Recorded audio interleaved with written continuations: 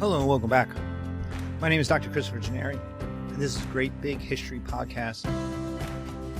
And today, we start China. We do China geography and early politics. So, China's at the eastern edge of Asia. So what does that mean? It means it's not connected for a long piece of its history to the other major civilizations we've already talked about, to India, to Mesopotamia, to Egypt, to Greece. So that means in some cases it's behind, in other cases it's advanced, because it has to invent everything itself. It has to come up with a lot of its own ideas. It doesn't have the advantages of, say, a Babylon, where you have all of these cultures coming together and you have this mix. China is so far away that even in Alexander's time, people didn't really know China was out there. It wasn't on any of the Greek maps. And so it's not going to be till later to the Han create the Silk Road, to create a connection across Central Asia that connects China to the other major civilizations. So it's behind in some ways, it's advanced in others, but it's isolated. It has two rivers, so this is good again for China. We've seen two rivers in a bunch of places. It has the Yellow and the Yangtze. The Yangtze is spelled Y-A-N-G-T-Z-E. The Yellow is in the north, the Yangtze is in the south, and China will be between those two. So in a way, it's a Mesopotamia itself. Chinese civilization is going to be between these two rivers and then expand out from there. So what does this do? Well, two rivers equals a lot of water. Water equals agriculture. Agriculture equals cities. Cities equal trade. Trade equals money. Money equals knowledge. And so two rivers is usually better than one river, except if it's the Nile. The Nile is always trumps more than one river. And so we have a wealthy, connected society. We also have a core group because you're living between these two rivers. So everything between these two rivers is going to be in some way, shape, or form China. And it's going to be just like between the two rivers becomes Mesopotamia. So it will share a similar culture, a similar language, a similar art. 3, China has a problem. And that problem is the Western and Northern nomadic barbarians, the horse lords of Central Asia. Whereas the horse lords have a tough time getting to India and will occasionally invade the Middle East, they are constantly invading China. Geography just leads to it, because if you're traveling east and you hit one of the rivers, the Yellow and the Yangtze coming out of the Himalayas, you just follow it. And if you follow that river, you're going to wind up in China's civilization. You're going to hit those cities. And so there's this constant invasion of nomadic peoples who are going to come in, they're going to burn stuff down, they leave, they settle, they get absorbed into China. And so there's this constant, unlike the other civilizations that we've had, there is for China a constant give and take with the nomads. So much so that what China will do is build walls to try to keep them out, especially on their northern frontier. And those walls don't work. They didn't keep the Mongols out. They don't keep the Huns out. They don't keep the Manchus out. They don't work. Walls don't work. Economics and armies work. And so you have China that's isolated from the other major civilizations. It's developing on its own. It's wealthy. It's got two major rivers, so it's wealthy and developed, but it's also under constant conflict and constant invasion.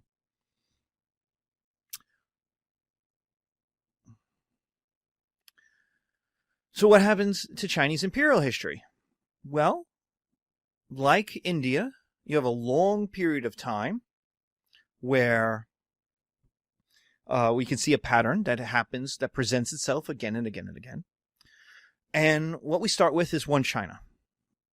China will unify. Somebody will come along and unify the two rivers, unify those Chinese cities.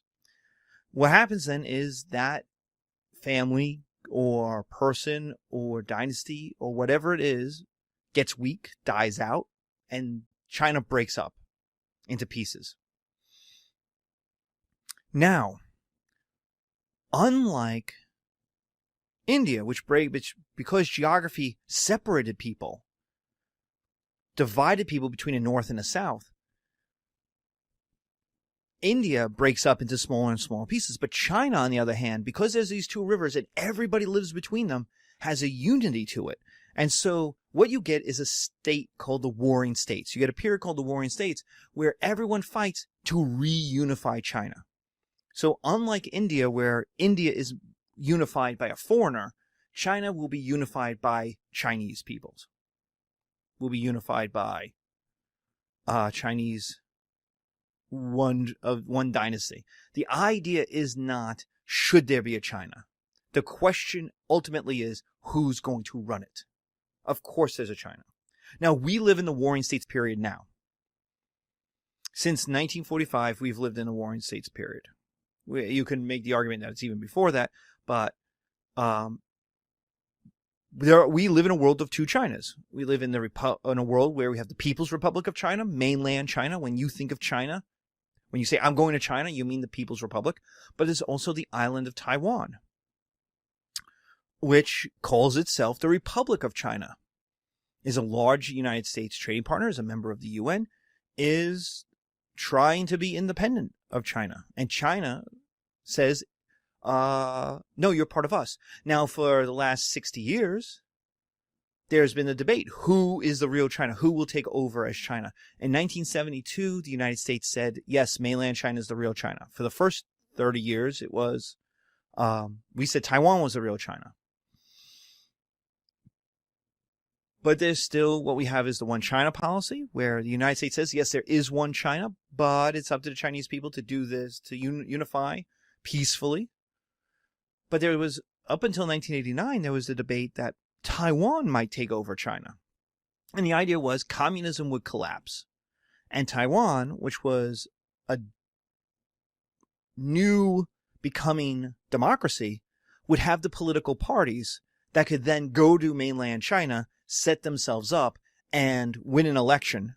And with that, bring Taiwanese democratic capitalism to mainland China and take over culturally, if not militarily.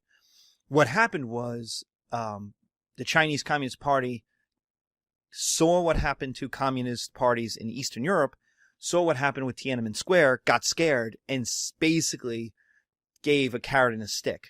The stick was Tiananmen Square, we'll shoot you if you protest. But the carrot was, leave us in power, you'll get wealthy. And since 1989, China has become the second largest economy in the world. 900 million people have come out of poverty. But still, we live in a world of two Chinas. Just like we live in a world of India breaking up into pieces. So if there's going to be a war, if there's going to be a war in the Taiwan Straits, and the United States 6th Fleet, I think it is right in the middle of that. So how do you run China once you unify it? The answer is the mandate of heaven. This is actually invented by usurpers, by rebels who revolted against the dynasty, took over, and said, "Oh yeah, the reason we got to take over was the gods, the heavens, no longer supported the previous dynasty." So kind of a might makes right idea. And it's the mandate of heaven gives you legitimacy. And what it does is it gives you absolute power. You get to do whatever you want. And yet it's not quite absolute, because you have absolute power, but you have to use it to protect or improve the people. There's the caveat. You could do anything you want as long as it's to protect or improve the people. And the Chinese Communist Party today uses this a bit. They don't call it the mandate of heaven, but the idea is, can we move 10 million people to build a dam? Yes. Why? Because the dam is going to it's going to flood out a valley and destroy millions of dollars worth of property. It's going to put it all underwater. But what is it going to do? It's going to create electricity that will help 100 million people. So yes, so are some people inconvenienced? Yes, but it will help the vast majority of people. So that we can do it. And it's this idea of protecting and improving the people. You have absolute power. You can do whatever you want. And yet there's a limit on that absolute power. And finally, 4, you could see it in nature. So how do you know if you have it? Well, you see it in nature. There's a medieval European idea that you could see a good king has a good land, that the health of the king is reflected in the health of the land. So King Arthur has this. When King Arthur is new and young, the crops are good, the rains are fresh, the trade is good, people are making money, babies are born, cows are born, and they're fine. But when after Guinevere has her affair with Lancelot and breaks Arthur's heart, and King Arthur takes the bed and basically goes into a huge depression, gives up on life, basically England starts to fall apart. Cows are born with 2 heads, crops die, there are no rains, or if there are rains, it's poisonous rain. Everything, the land is poisoned. So there's that idea. The second idea is that bad things happen. Hurricanes happen. And we see this with Katrina. But a good government can fix those problems, can recover. A bad government cannot. George W. Bush was seen as not helping the people of Katrina, so the Republicans were seen as bad governors. And in 2008, they lost. They lost everywhere. Every Democrat who ran on a national ticket won. Because between Katrina and the economic collapse in 2008, Republicans got stained as the people who made problems and can't fix them. So you see this idea in nature that when bad things happen, government serves people in trouble. Government has to come in and help people. When there's a giant earthquake, government has to come in and help those people. If it doesn't, why doesn't it?